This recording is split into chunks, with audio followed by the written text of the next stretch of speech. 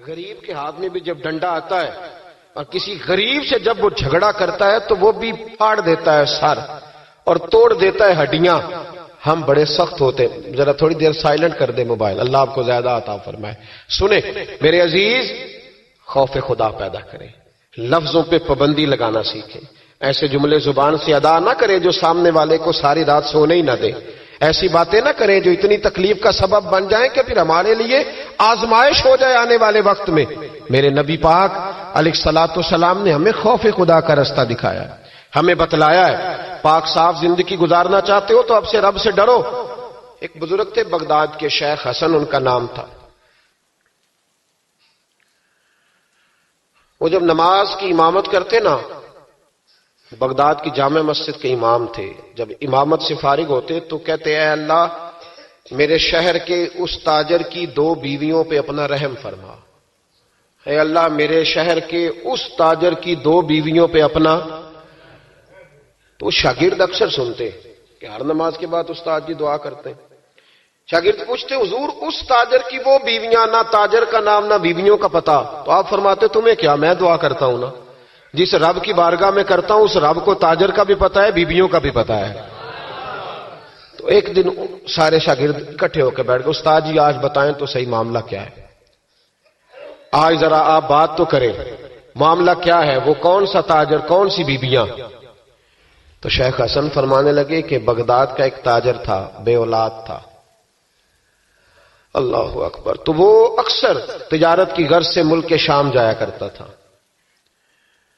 اس کی اولاد نہیں تھی, کئی مہینے اسے ملک شام میں رہنا پڑتا تھا. اس کے دل میں خیال آیا کہ میں یہاں ایک نکاح ہی نہ کر لوں, میرے پاس اتنی مال و دولت ہے. تو وہ گیا, اس نے وہاں جا کے ایک شادی کر لی, مکان بنا لیا, نکاح کر لیا. پہلی بیوی کو بتا نہ سکا. یہ جو خواتین ہوتی ہیں بڑی جاسوس ہوتی ہیں, انہیں پتہ چل ہی جاتا ہے.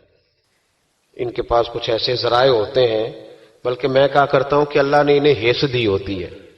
یہ وہ جب مشین بنی تھی نا جھوٹ پکڑنے والی, تو اس وقت ایک بڑے دانشور نے کہا تھا, اس نے کہا تھا یہ غلط کیا گورنمنٹ نے مشین بنائی ہے جھوٹ پکڑنے. خاوند کا جھوٹ پکڑنا تھا تو اس کی بیوی سے بات کر لیتے, وہ فٹافٹ پکڑ لیتی ہے, اس کو پتہ ہوتا ہے کہ معاملہ کیا ہے, خاوند کو بھی پتہ ہوتا ہے. اور یہ محبت کا رشتہ ہے نا, اس میں نبی پاک صلی اللہ علیہ وسلم نے حضرت عائشہ صدیقہ رضی اللہ تعالی عنہا سے کہا تھا کہ جب تم مجھ سے راضی ہوتی ہے تب بھی مجھے پتہ چل جاتا ہے, اور جب ذرا تیری توجہ اس طرف نہیں ہوتی تب بھی مجھے پتہ چل جاتا ہے. یا رسول اللہ کیسے؟ تو حضور فرمانے لگے جب تم مجھ سے راضی ہوتی ہے تو کہتی ہے مجھے رب محمد کی قسم ہو صلی اللہ علیہ, اور جب کسی بات میں تیری توجہ بٹی ہوتی ہے تو کہتی ہے مجھے رب ابراہیم کی قسم ہو. تو حضرت عائشہ صدیقہ مسکرا پڑی, کہنے لگی یا رسول اللہ اللہ نے آپ کو بڑا علم عطا فرمایا ہے, وہ تو سارا پتہ چل جاتا ہے. تو بیوی پتہ کر لیتی ہے, اسے خبر ہوتی ہے.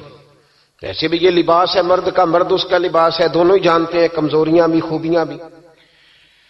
تو وہ جب اس دفعہ تاجر آیا نا 2-1 دفعہ ملک شام سے نکاح کے بعد, تو بیوی محسوس کرنے لگی کہ بدلے بدلے سے میری سرکار نظر آتے ہیں, نہ تو کپڑے دھلنے والے ہیں نہ اس طرح اس کی طبیعت ہے, کوئی معاملہ ہے. لیکن فرما بردار بیوی تھی تو ڈائریکٹ شوہر سے سوال نہیں کیا, ایک جاسوس کے ذمہ لگایا کہ ملک شام جا کے پتہ تو کر ماجرا کیا ہے. وہ گیا. اس دفعہ جب یہ ملک شام گیا نا چند مہینوں کے بعد دوبارہ, تو وہ پیچھے گیا کہ کہنے لگا کہ میں کچھ بتا نہیں سکتا, تکلیف والی بات ہے, لیکن مسئلہ یہ ہے کہ تیرے خاوند نے وہاں نکاح کیا ہوا ہے, ایک گھر بھی لیا ہوا ہے, ایک بیوی بھی ہے. اس نے کہا چلو آتے ہیں تو بات کرتی ہوں.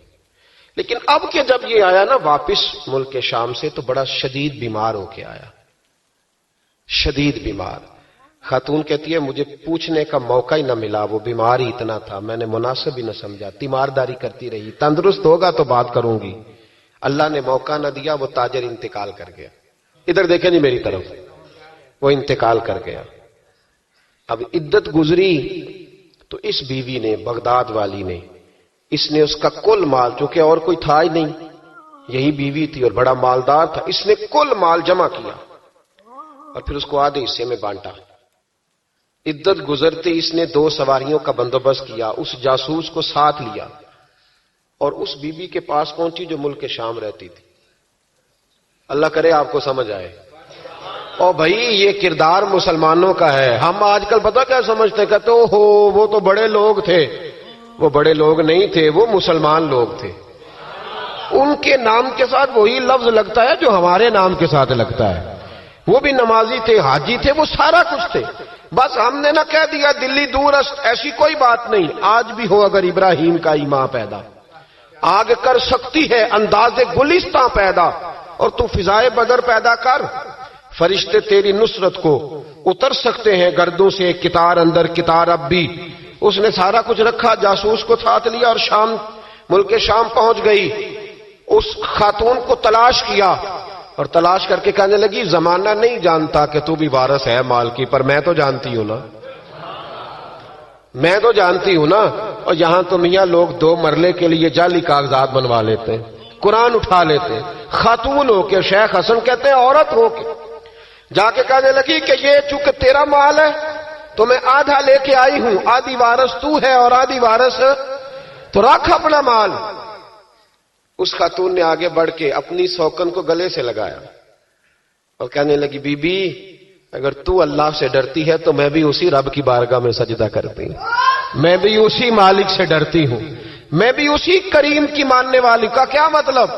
کہنے لگی میرا شوہر اب کے جب آیا تھا نا ملک شام تو بیمار ہو کے آیا تھا, اور بغداد کے طبیبوں نے اسے بتایا تھا کہ اب تو بچے گا نہیں.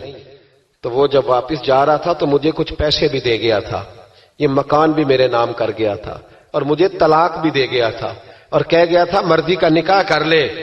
وہ چونکہ مجھے فارغ کر گیا تھا, اب اس مال میں سے میرا کوئی حصہ نہیں, یہ سارا ہی تیرا ہے. اب میرا اس میں سے کوئی حصہ نہیں, تو رکھ لے, سارا ہی تیرا.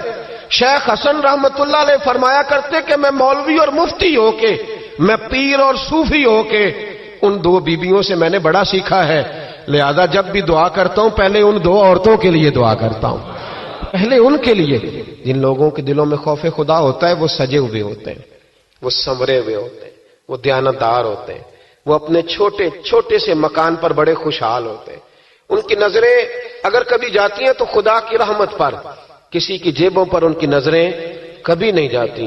وہ میرے بھائی لقمہ حرام آ جائے تو رات انہیں نیند نہیں آتی. وہ لوگ تھوڑی سی آمیزش بھی اپنے بچوں کو کھلانا جرم سمجھتے ہیں. آج ہر گھر کی چیخنے کی آواز آتی ہے, ہر ایک کو ڈرونے خواب آتے ہیں, ہر آدمی سہما اور سمٹا ہوا رہتا ہے.